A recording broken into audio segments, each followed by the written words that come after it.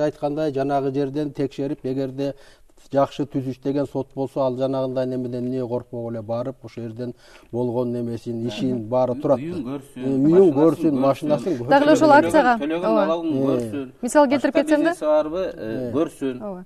ошол акцияга келгендердин арасынан эле осы Андреев Шапак деген ден соолукту чыңдоо борборунун директору ошол борбордун бирөөлөр талашып, жогорку сотко чейин жетти ишин деп ыйлап отуруптур да.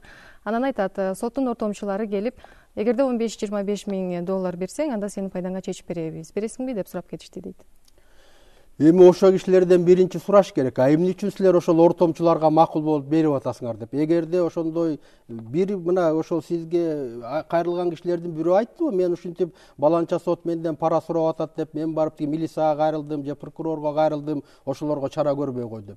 Биздин элдин өзүнөн кетип атпайбы? Өзүлөрү барып ошол ортомчулардын сөздөрүнө макул болуп, а балким ал ортомчулар ошо сотко жеткирбей эле өзүлөрү алып неметип атышкандыр. Анда ортомчулар жок дейсизби? Ортомчулар бар болуш керек, бирок ошо эл дагы ошолордун сөзүнө көнбөш керек да. Эгерде ошондой кыйнап кыстап аткан сот болсо, эмне үчүн кайрылбайт тийиштүү органдарга? Мынакей менин маселемди чечпей, мени момтуп кыстап атат, менден пара сурап атат деп. Өмүрбек мырза, анда элдин кандай караңгылыгынан болуп атабы? Ушул маселенин баары ошондон чыгып атабы? Ишенбестигине, артык кылам деп, тыртык кылып аламбы деп коркот. Биз мына конкуренттик саясий система түздүк. Мына көп адамдар бүгүнкү саясий системаны түшүнбөй, мына ызы чүбөлө болуп, чырылдап, бири-бирин жамандап атат деп атат да. Эмне жамандабай, жеңичинен баарын жасап, баарыбыз да ынтымак болуп отурсак, жакшы болот беле? Мына бул система баарынын былыгын сыртка алып чыгат. Ошондо эл коркпостон келип, тигилже бул мамлекеттик институтка кайрыла алат. Анткени тең салмакташкан саясий системада, эч ким үстөмдүк кылбаган саясий системада элдин пикири күчкө айланат. Элдин пикири менен бийлик, прокуратура, КГБ жана башкалар эсептешип, паракор судьяны, паракор чиновникти кармаганга аракет кылышат. Анда ошол кайра эле бүгүнкү күндүн проблемасына кайрылсак да, азыркы болуп аткан ошол акцияда эдемилгечи топ айтып атат да, керек болсо жана талаптарда айтылгандай бир радикалдуу кадамдарга барыш керек, азыркы адилетсиз чечим чыгарган соттордун баарын айырбашташ керек депчи. Муну кандай дейсиз? Мунун аркасында бир популизм жыттанган жокпу? Анткени элестетсеңиз, соттун чечимдерине элдер баш бербей, анан кайра көчөгө чыгып, мунун арты эмнеге алып келиши мүмкүн? Эми ал жерде тагдырга нааразы болгон адамдардын сөзү үйүн алдыртып, байлыгын алдырткан адамдар, тагдыры бузулган адамдар соттун үйүн өрттөйбүз дегенге чейин барып атканын уктум, бирок мунун баары туура эмес, жөн эле коркутуу деп эсептейм.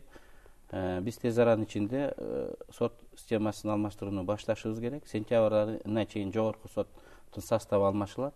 Ал эми кийинки 2 айда областтык жана райондук деңгээлдеги судьялар алмашы керек. Бул туранда мына сиз айтып атасыз, азыр жана 2-3 айдын арасында алмашы керек, райондук деңгээлде дагы алмашы керек депчи, бирок биринчи балким алардын айлык акысын көтөрүп туруп алмаш керек. Анткени эшматтын ордуна ташмат келсе деле ошол да. Сиз абдан туура айттыңыз. Жаңы судьяларды гана шайлабастан, коомдук кырдаалды гана өзгөртпөстөн, судьялардын эмгек акы жана иштөө шарттарын караш керек. Менин оюмча, судья 40-50 миң сомдон кем албаш керек.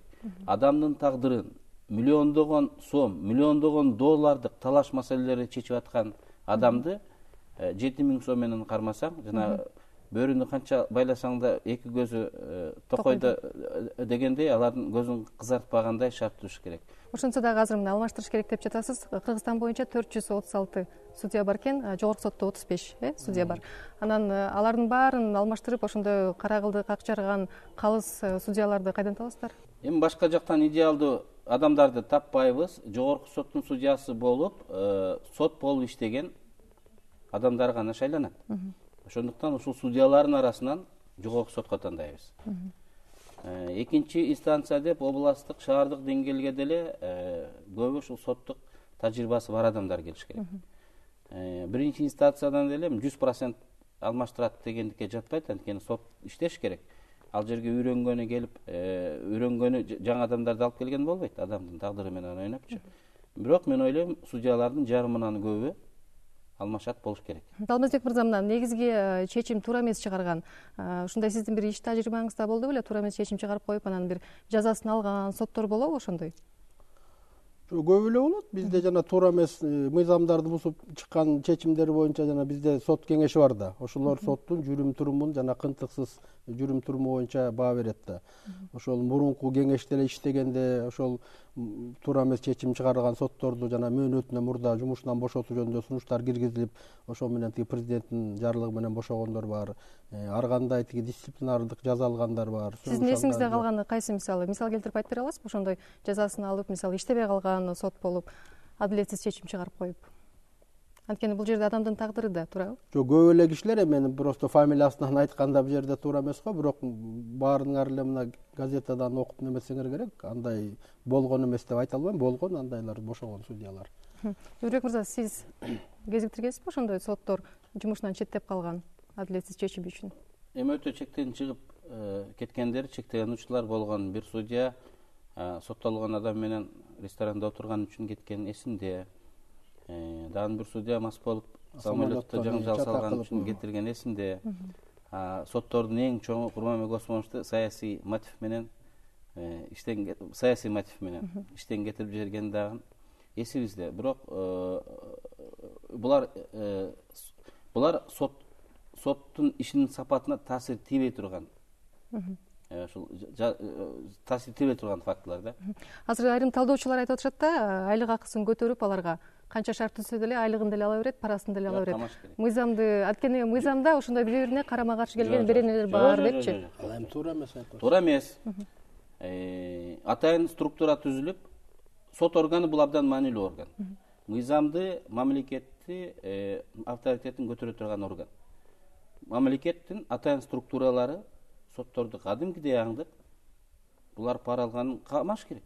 Эгер башкаларды билем, эгер Ата Мекен партиясында толук кандуу бийлик болгондо, биз аңдытып жылына бир 5-10 судья камалсын деген көрсөтмөнү деле бермекпиз. Ошондой мүмкүнчүлүктөр барбы аңдашып турган? Эми пара алганды кармаса болот.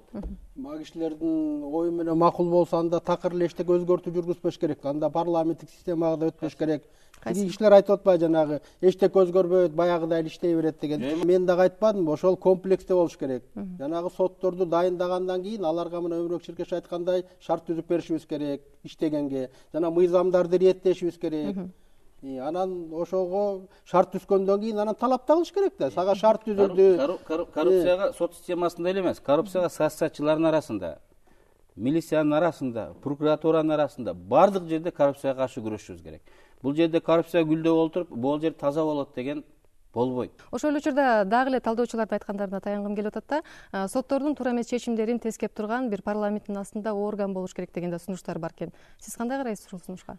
Эми андай болушунан анда биз сот түзүмүн өзгөртүшүбүз керек да. Бизде азыр андай башка бир соттон тышкары орган түзүлүүгө конституцияда каралган эмес. Анда биз конституцияда карашыбыз керек, что сот түзүмүнөн тышкары алардын дагы чечимин тиги тескеп турган анда бир орган болуш керек деп.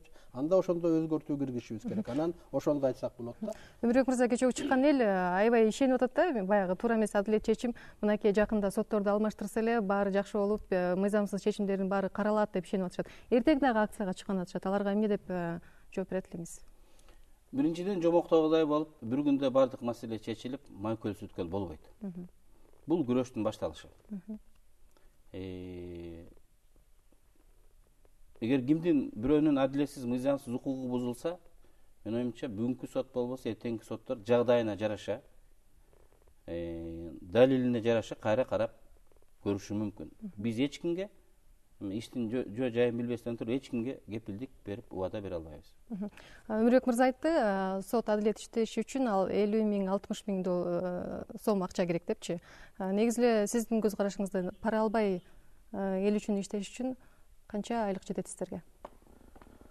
Эми азыркы биздин шарт боюнча ошол айтылган акчалар туура эле болуш керек. Андан ашык эми биз мынча алабыз, тигинче алабыз деп баягы айтыш туура эмес го. Ошол жетиштүү деңгээлде болот дейм да. Эми мамлекет өнүгүп, экономикабыз өсүп, бюджетке акча тыйын толсо, андан кийин анан баягы шартка караша дагы көбөйтүп мындай караса, мүмкүнчүлүккө жараша болот болуш керек. Сиз ошол чыккан элдерге эмне деп айтат элеңиз? Азыр алар күтүп жатышат да, сизде эмне дейт, соттор эмне дейт деп. Соттор эмне дегенде мен жанагы айткан кишилердин баягы кандай эмне экенин билбегенден кийин туура же туура эмес деп айтуудан кыйынмын. Бирок биз деле азыр сот системасындагылар деле биз аракет кылып атабыз, что бизге баягы элдин ишеними келип, биз дагы ошол элдин мүддөсүн туура ашырып, жана каралган иштердин баарын ошол элден бизге эч кандай бир сөз тийбегендей кылып иштейли деп. Рахмат маегиңиздерге. Сиздер Азаттыктын ыңгайсыз суроолор телепрограммасын көрдүңүздөр. Бүгүн биз сот адилеттүүлүгү туурасында талкуу жүргүздүк. Студиянын коноктору Жогорку Кеңештин депутаты Атамекен фракциясынын лидери Өмүрбек Бекебаев жана Жогорку соттун судьясы Алмазбек Кудайбергенов болду. Ал эми программаны мен Айзада Касмалиева алып бардым. Биз сиздер менен келерки шаршембиде жолугабыз. Саламат калыңыздар.